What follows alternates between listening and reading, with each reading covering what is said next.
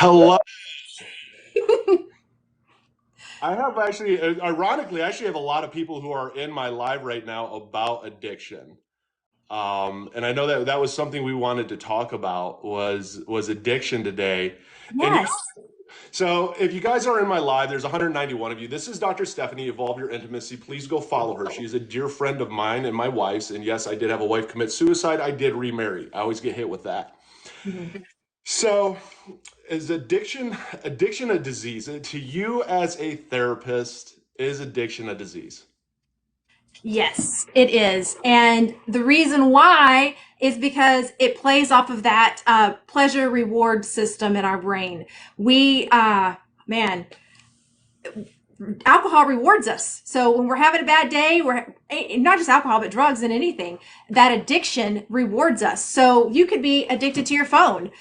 You could hear a ding on your phone goes off, and what happens? You get a hit of dopamine and you're like, ooh, who's that? I need to get on my phone, right?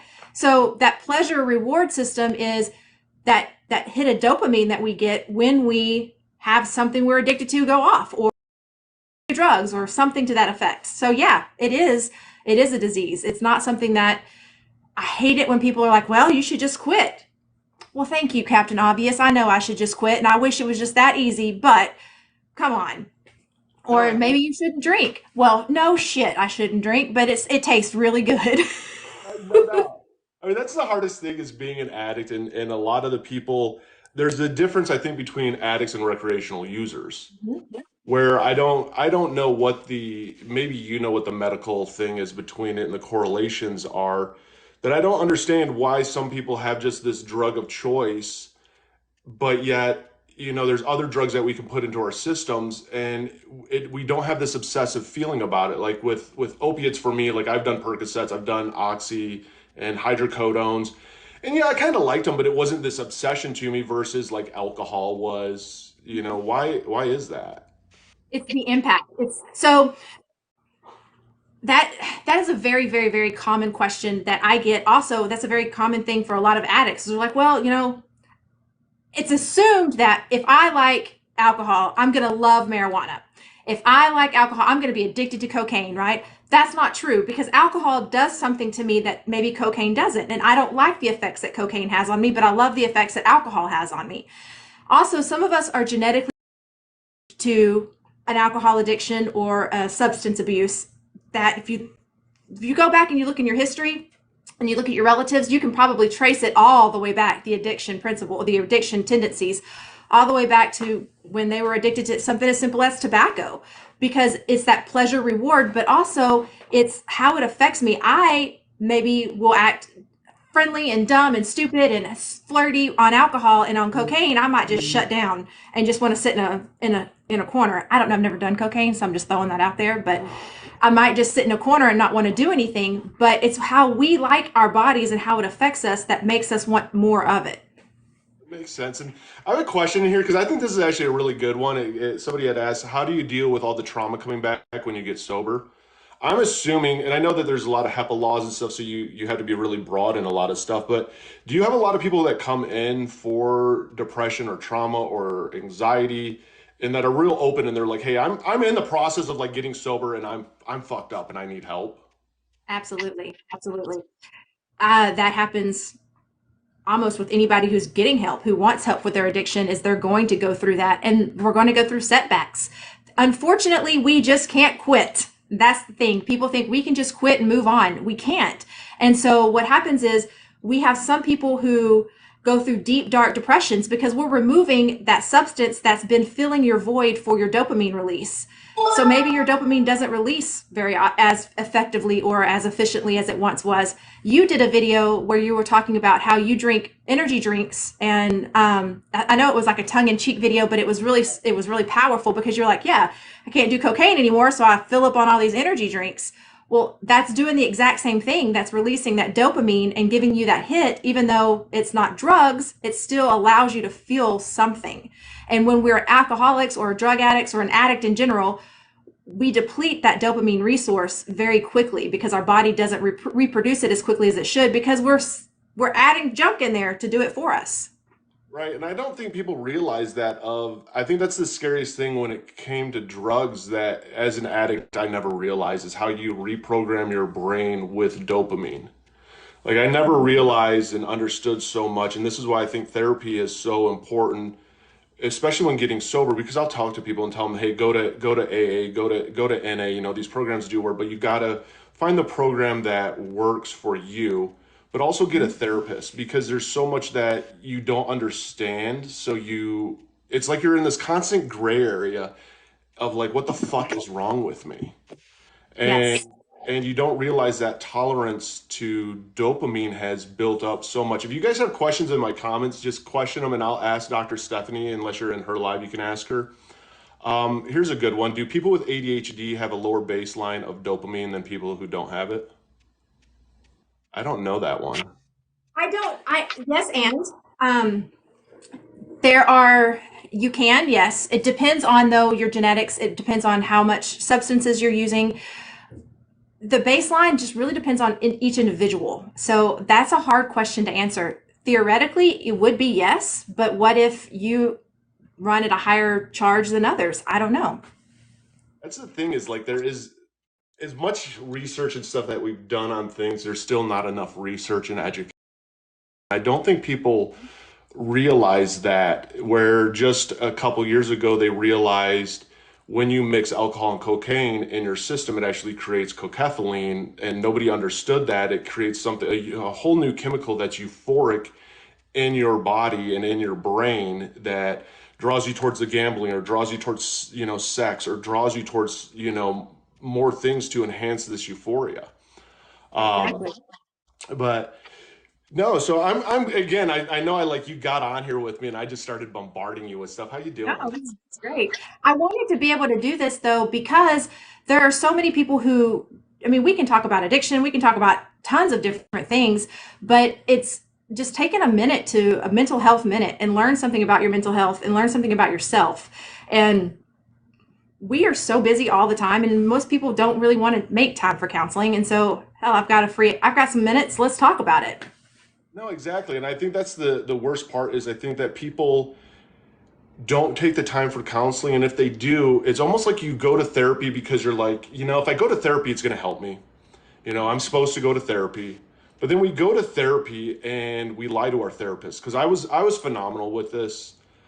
It was really the last part I think of my sobriety was to learn to truly be open and honest to even my therapist and find a therapist that's special in trauma because I didn't realize how much trauma I had and how much self-medicating my addiction was that I got sober and yeah, you go like to NA and AA and everyone congratulates you. I mean, I remember 5 years ago, I don't know if I ever told you this, I went to AA and I literally broke down from my 5 year chip. Candace and I had separated at the time. I was seeking all this outside validation, didn't understand why I had some of the same like self-sabotaging and everything I had as an addict.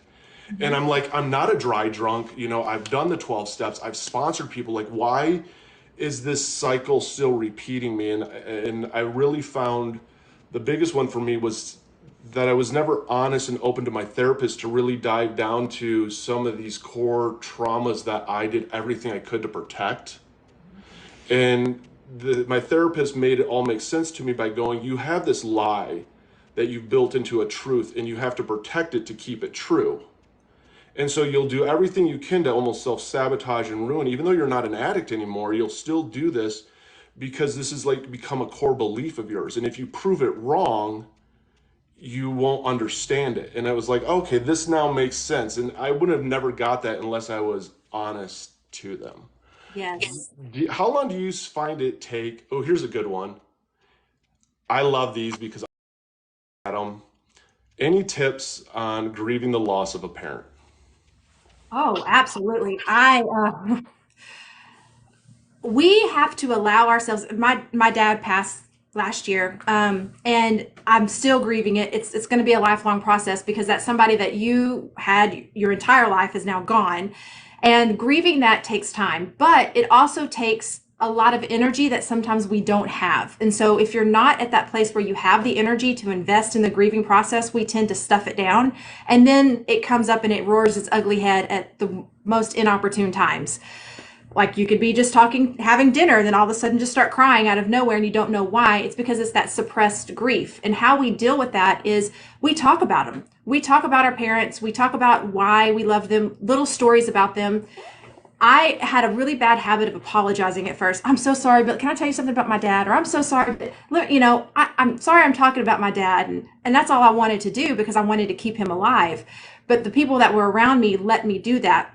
That really helped my grief. Another thing that really helped my grief was writing him a goodbye letter, because I didn't really get to say everything I wanted to say to him before he died because he went into a coma. And so I wrote him a goodbye letter, and sometimes I have to write one a week just to kind of let him know that it's okay and I'm okay.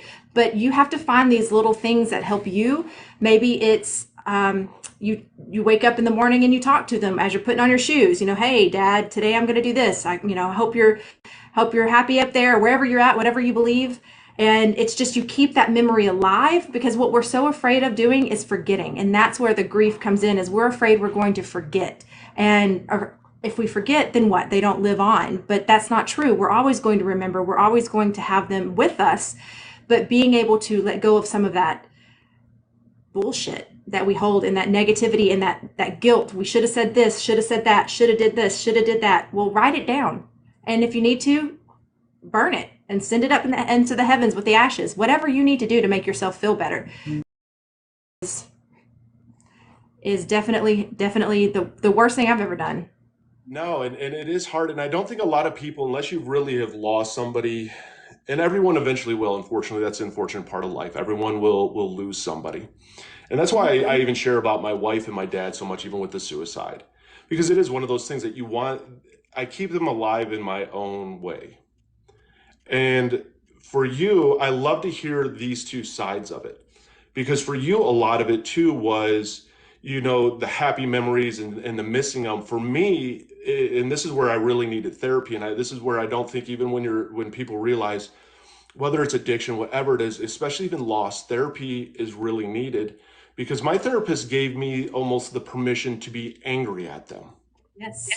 Because I was pissed, and oh my God, it was like the biggest weight lifted off my chest, to be able to just look at them and just fucking, yeah, they're not here, but just lose my shit yelling at them, of going, oh my God, like this, I've gotten this off my chest. Like I've held it in so long, because you have this concept, especially when it comes to suicide, that you're not supposed to be angry at these people, and we're supposed to mourn them, and they were mentally ill. Like I've attempted suicide. I know what it's like. I have the right to also be angry. And we almost don't always give ourselves that much permission to be that way, because we, especially as guys, and I don't think especially men's mental health is spoke about nearly enough. And as guys, you're supposed to be the strong one. If I can bury it all down, we're good. And I mean, they don't realize that, okay, well, suicide is one of the leading causes of deaths in males. Wonder why? Because we're just burying it all down. And it, like you said, I appreciate that you said that so much. This is why I love awesome therapists that are real, is that you can share about it as much as you want, and don't apologize for sharing about it, and don't apologize for talking about it, because that's part of your life. And those who are close to you, and those that love you, and those that are your friends, why, like, hey, I get it, like, share, like, let me hear, like, I want to see you smile, I want to see you cry, I want to go through the shit with you because you're my friend. Exactly. And if you don't have that tribe of people around you, a therapist can help with that. They can help supplement that. Now, of course, I'm always wanting my clients, and of course myself, like, don't depend on me as your sole source of support. We want to build a network outside of here, but until you build that network, lean on me. Let me be that person. And, I will talk and fight and cry and whatever. Pillows, you can just beat the hell out of my pillow until you feel better. But you have to have that release, because sometimes we are angry.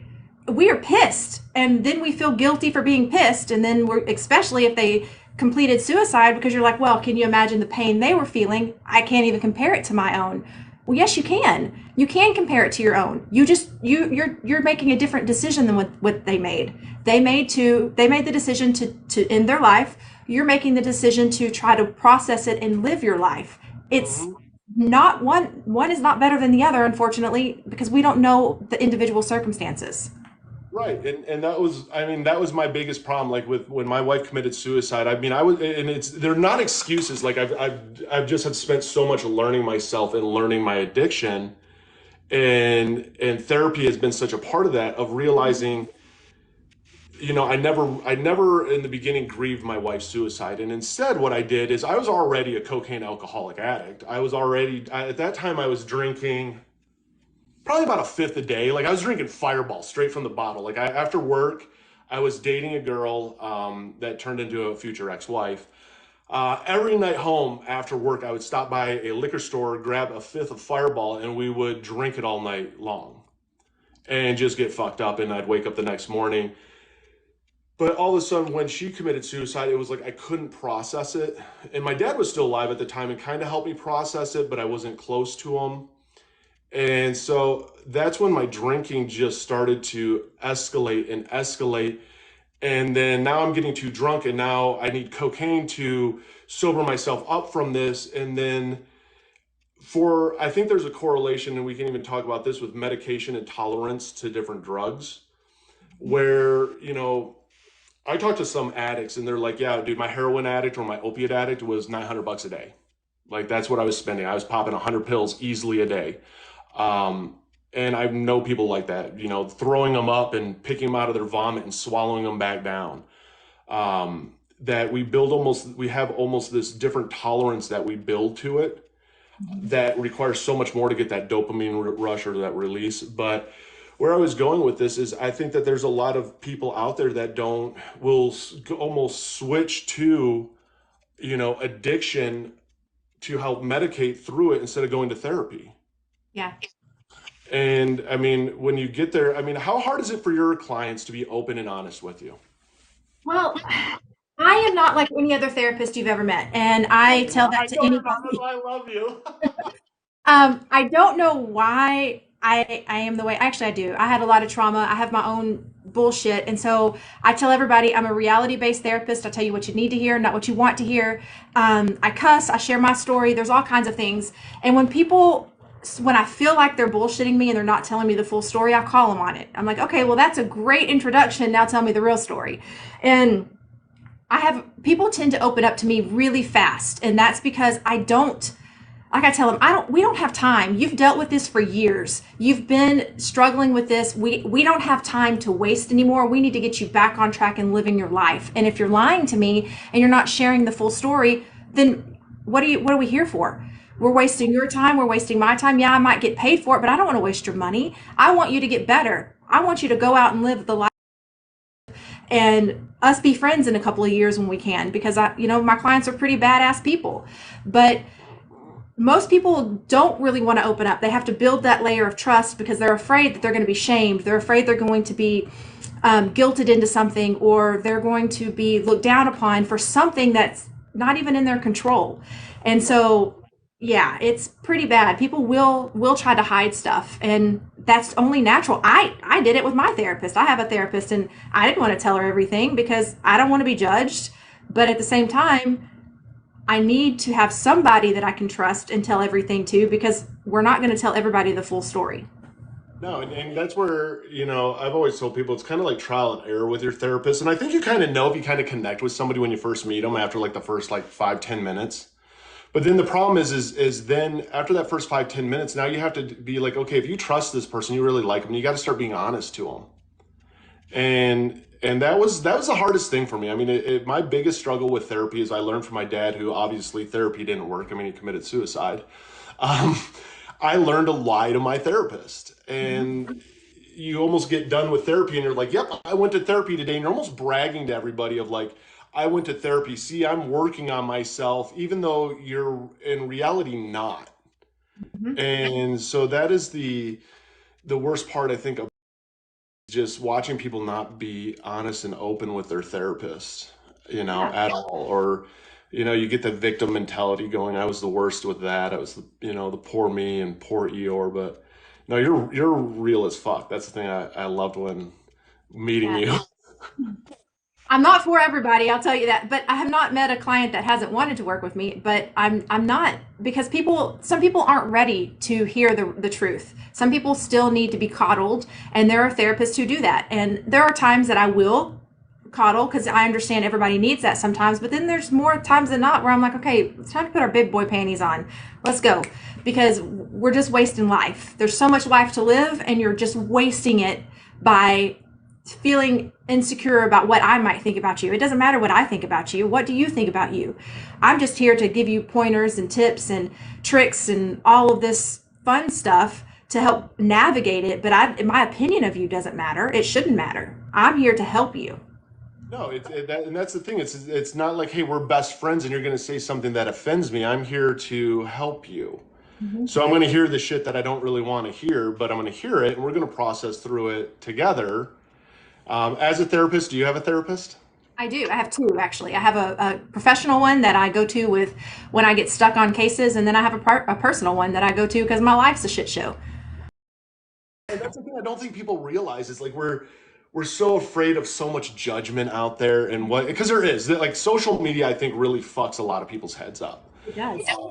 I think it was a very big catch-22. I think it was great when the concept that you can bring a lot of awareness to other different things, but there is so much negative also to it that you're so afraid of what people think about you and just the everybody you get so into your head and shut down that you don't realize other people out there do struggle too. You don't realize that there's more to people than what social media has. And I think that a lot of people don't realize that therapists have therapists because all of us are fucked up in our own special way. Especially a therapist. If you hear some of the shit that I hear on a daily basis, I mean, and there's sometimes I have cases that really haunt me. Like I have some that I take home with me and I worry about. I have clients that I worry about because I'm like, damn, are they going to make it through the night? And I a little bit of one of the things that makes me a little bit different is my clients have access to me through an app 24/7. So if I'm awake, they can text me, they can reach out to me. It's a HIPAA compliant app, but they know that I don't respond on Sundays because that's my daughter's day. And then if it's really late at night, of course, I'm not going to respond because I'm asleep. But we all have an agreement that if you feel like you're going to try to complete suicide, or if you're having those thoughts, you reach out to me first and you at least let me have one chance to talk you out of it. So if I don't respond, that doesn't mean that you're off the hook. That means you have to wait for me to wake up and then give me one chance to talk to you and work through it with you. And so I've heard some clients say that that's what's kept them alive throughout the night until the next day. And suicide, it's those ruminating thoughts, and sometimes our brain will just make us think it's a good idea, and it's never a good idea. But sometimes we just can't stop that voice, and that's what I hope is through them having constant access to me, that they can text and let me have an opportunity to say, okay, what's the bullshit? Because sometimes you just need to be real with people. And you're right, social media is a lie. We see on here all the best that everybody has. We see on here all of the best, their best life, their best trips. They don't put the ugly stuff on there, because if they did, no one would want to look at it. No, and even when you put the good stuff, like I don't read my comments because even when you put the good stuff, I mean, the funniest thing ever is people, like you've met me in person, people don't realize actually how I am. And unfortunately, by just what I've done ever since I was like 20, I didn't go to college. I became just a person and I know what sells. And so when I do my addiction videos, I know if I am energetic and I have, people are, oh my God, you're tweaking and stuff. And he's still on coke. And I'm like, my wife, Candace laughs all the time. She's like, dude, if they could see you like at home, Yeah, it's completely different. I know. And then she'll get mad because she's like, why aren't you like that when we go out? And I'm like, I don't know. I'm introverted. Somebody asked in here, what's your thoughts on online therapy? Oh, I love it. So it's great. Now, there are different platforms. You can take therapy everywhere. I have clients who we have therapy when they're in their car on their lunch break. It's almost like a therapist in your pocket. And it really broke down the silos of all the excuses of, oh, well, I don't have time. I can't do this. I can't do that.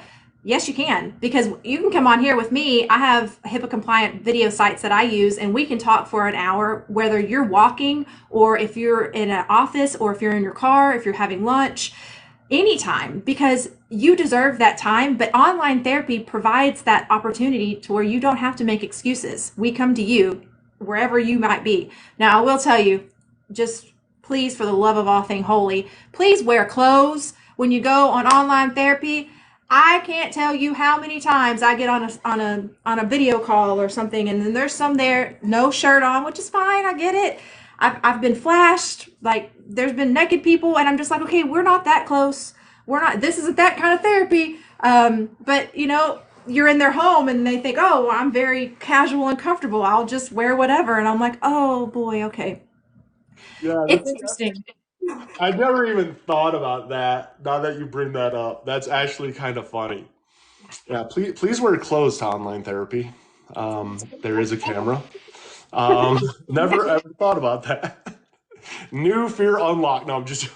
Yeah, I had was on a video with a client one time many years ago, and someone came to their door, and they were sitting on the floor just talking like this, and this is what I could see of them, and all of a sudden they stood up to go open the door for the maintenance man or something, and they weren't wearing any underwear, and it was very like right in my face, and so I was like, oh, that just happened. Thank you, thank you, and yeah, how's your day? I mean, where do you go from there? Like.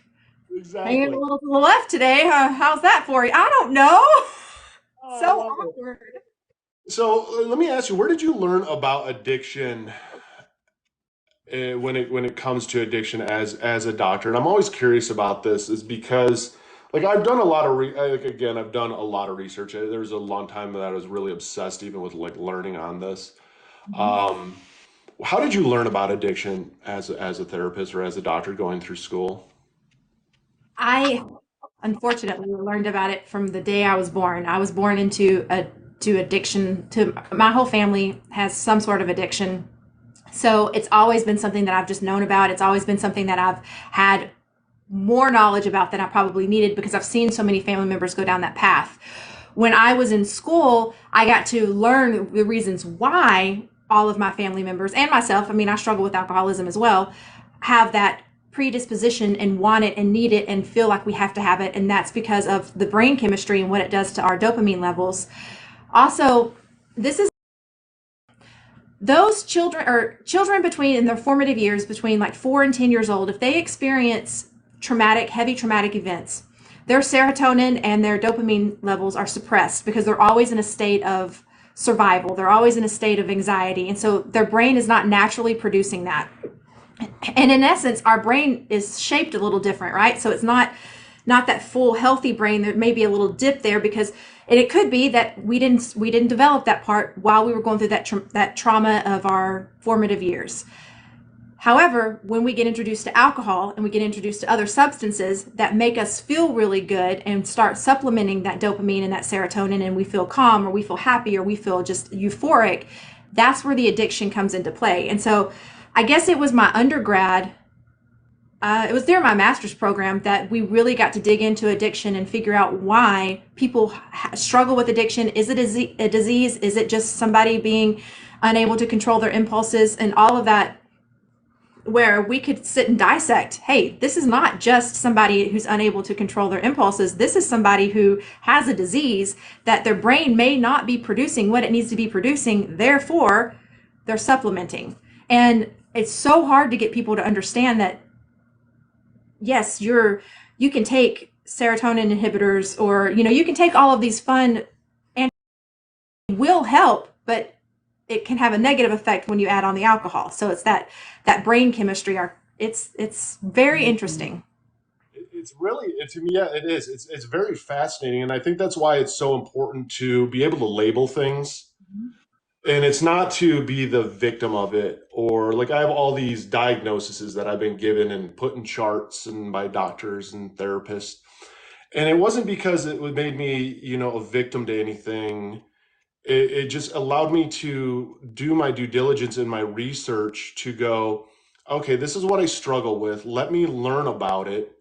And the more that I learn about it, now I can find healthy coping to it. It makes sense. I'm not, I've talked to so many people where, they couldn't understand why certain things would happen. They'd be so pissed and they'd be isolated away from their family and they would just start drinking all of a sudden. Or, you were having a wonderful day. You've been 2 weeks sober. Something happens even though other shits happened all throughout the week, but something in particular happens this day and now you're calling your dealer up and now you're getting high again.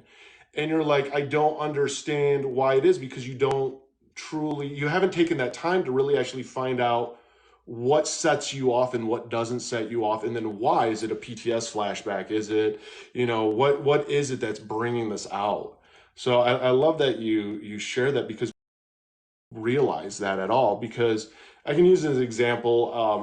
I do one-on-one mentoring just to help people get into therapy and stuff like that. And I was on a session yesterday, and he was about a half hour late, or no, it was just about 15 minutes late because I do like 30 minutes. He gets on, he's like, "Sorry, man, I wasn't about ready to get on," and he's like, "I'm in the middle of a bender. I'm on day 3." I'm like, okay, no, that's fine. He has coke dripping from his fucking nose and stuff. And he's like, "Man, I've been to therapy and stuff." And I'm like, "You haven't been to therapy." I was like, "You went to therapy and lied to him as an addict, dude." And he's like, "What do you mean by that?" And I'm like, "Because you're on a bender, so you're obviously substituting for something. Like, you have to find out what it is." And trauma, I think, is different for everybody. Yeah. And childhoods were different for everyone. And have you met a lot of addicts that or people with trauma that in reality, on the outside, I'm very curious about this. On the outside, you were to read this book. I'll do my life, for example. You read this book. Oh my God, dad's a doctor, mom, they're not divorced, older brother, loving family, go to church, mom runs dad's business. Money wasn't an issue, food always on the table, all this stuff, clothes. You run into people that come from good backgrounds that actually have a lot of trauma from childhood that they don't realize, or things that have affected them different ways that they don't realize. Yeah. And they justify it that, hey, I did have like a good childhood, I should be grateful. Yeah. That's childhood trauma. And that's also, we do a lot of, the word just like flew out of my ears right when I was about to say it. Inner child work. Good Lord.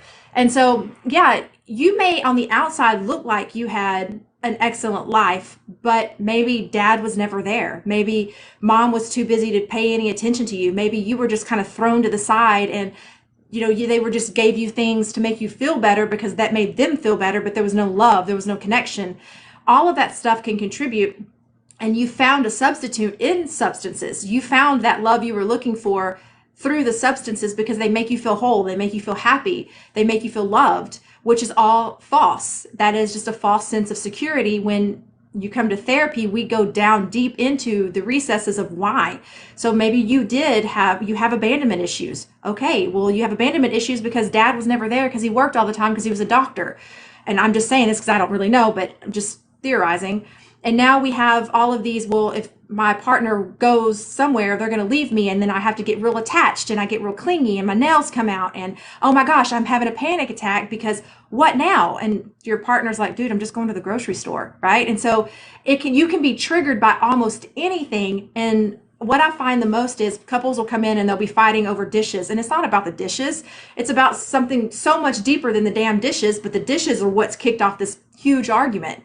And we have to get past the dishes and we have to actually go into the dishwasher and find out what's going on with people.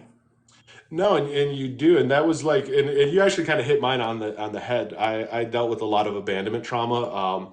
I mean, and it's funny because as a parent, even as an adult like myself, I can like laugh it off, but you don't realize how these little things do actually affect you, and you have to. And it's not that my parents, like, I love my parents. My parents were great. Did they fuck me up too? Yeah, they fucked me up at the same time. Whatever, it is what it is. I can at least be an adult and make the changes in me that I need to work through it all. But like, I mean, I remember my mom once forgot me at Kmart. Like, literally forgot me, like left me in the store, went to and like literally got in the car or whatever, drove, comes back like a half hour later. I mean, I'm wandering around the store looking for her. She finds me, she's screaming at me, grabs my arm, because it was my fault that Yeah. she forgot me. I mean, you have all these like vivid memories and you're just like, well, you don't realize how that does affect you. And it's amazing. Like one of the big things that I found in drugs and in addiction was acceptance. Mhm. And I don't think people like, because people don't get this, and I don't do a lot of work with teens or anything like this, but my addiction started as a teen. And I was susceptible, even though coming from this great family and all of this, to peer pressure. And people think of peer pressure as in people, I think, almost being forced to do something that they don't necessarily want to do. But peer pressure, I think, is a huge part of wanting to just be accepted.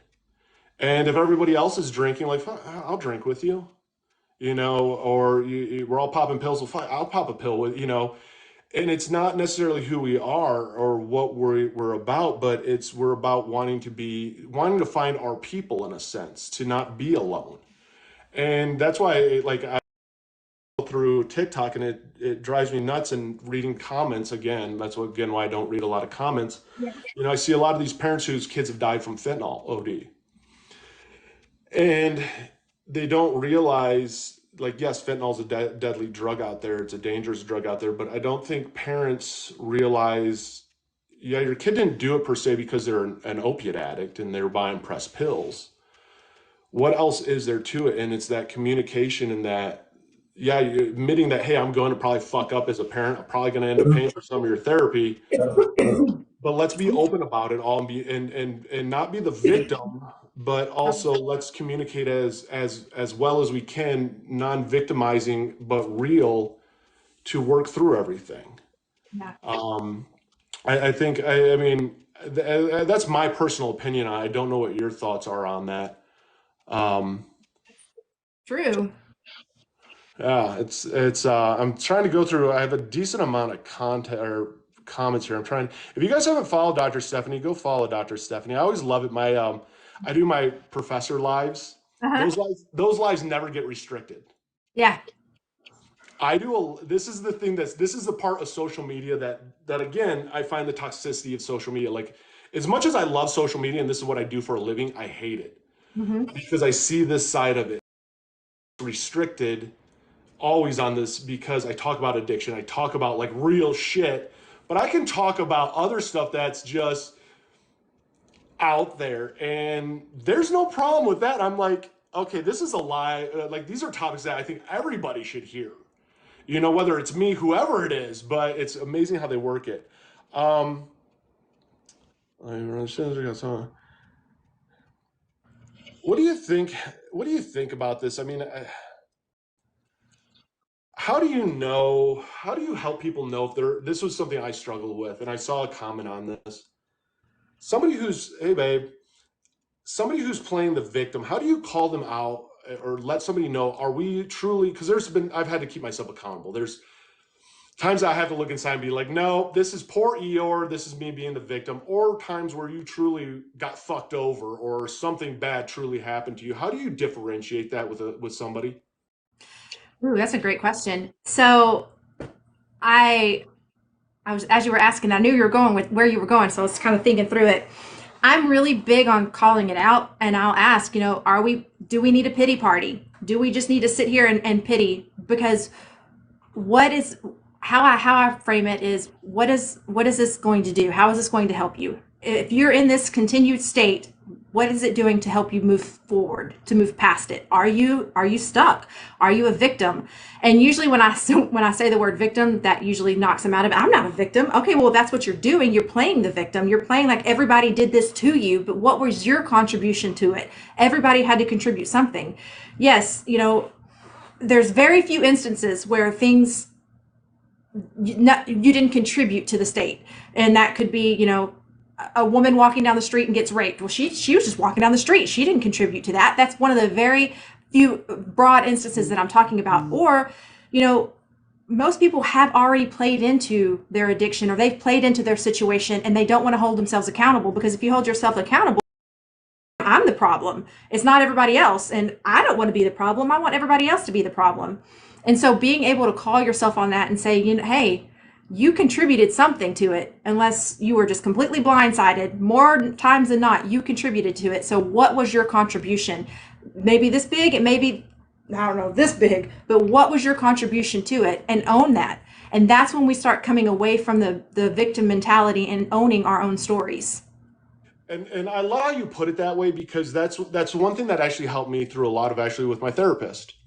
Was that and I didn't know how to explain to her, I was like literally like I played poor Eeyore on everything, and she got what I meant. And it was I've really have come to everything in life, and it's frustrating. Like, it's very hard for me being 40. I started this at 40, not this past summer. So I just was like 41, 42 when I started really going to therapy for this. Of going, okay, everything I do, everything that has happened, there is a part of it that is my fault, my responsibility. Why did I make this decision? Or why did I choose this? What was going through my head? It's trying to constantly now try to learn from this, which is, I think, extremely hard to do, because then all of a sudden you almost can get reversed where you're too hard on yourself. And now you try to take it away from everybody, and it's all my fucking fault now and nobody else's fault. Find that happy medium of how much of this is me, and just accept that small portion or that big ass portion, Yeah. but still accept your portion. You have to accept your portion, and you have to logically know that you're not responsible for everything. Other people had contributions to this, and that's where therapy comes in, because you have to have an outside source that does not care about you. I care about my clients, but I'm not the one you're coming home with. I'm not the one you're sleeping with. I'm not the one that feeds you. I'm just the person you talk to. While I care about your whole person, I don't care about you like other people do. And because of that, I have a little bit more freedom to say, you're being stupid, you're playing the victim, or you're not owning your own contribution to this. And I'm not going to hurt you as bad as your partner saying that. And that's what people don't understand. Your loved one can say the exact same thing. I cannot tell you how many times I have couples in my two chairs, and I'll say something, and one of the couples will be like, I've been telling him this, but he doesn't listen.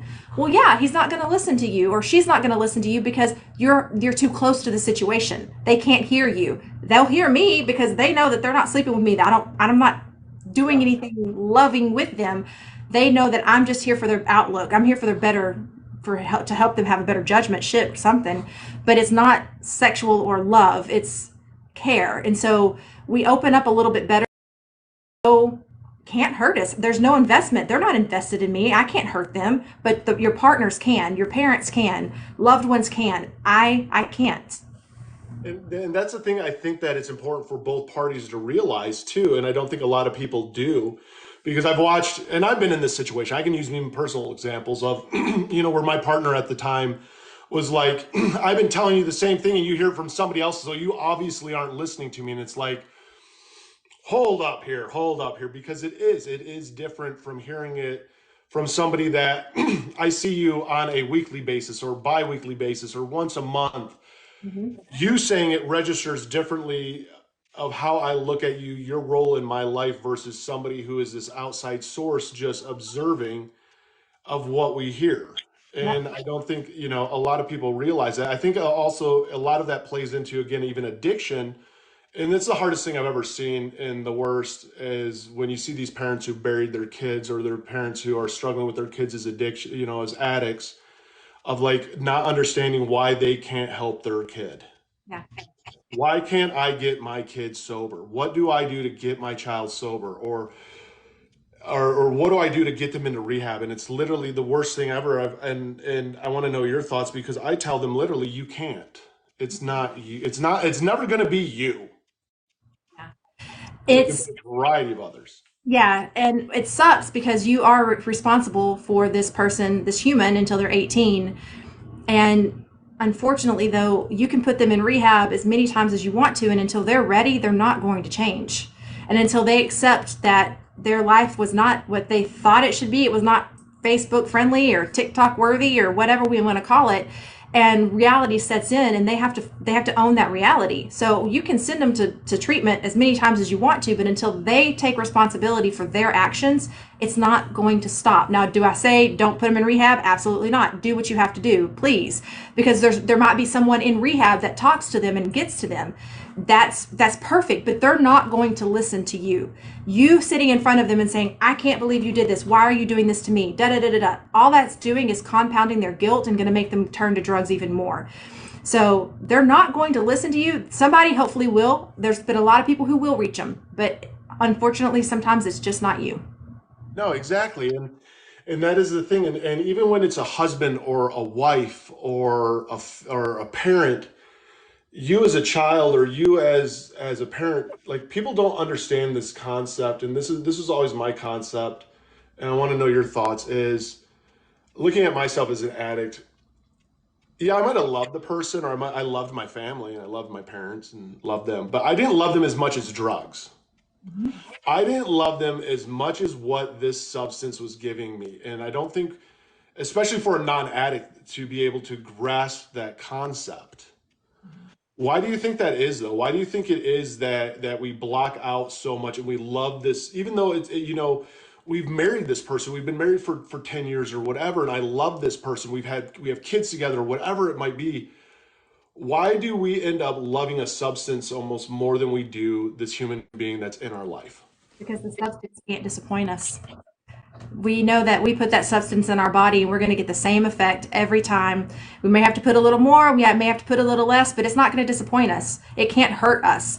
Our family members, our loved ones, they can hurt us to the core. Drugs can't. I mean, yeah, it's going to hurt. You may break an arm or you may have a headache the next day, but that's nothing compared to that internal just damage that your partner can cause to you or your family, your loved one can cause. And drugs don't do that.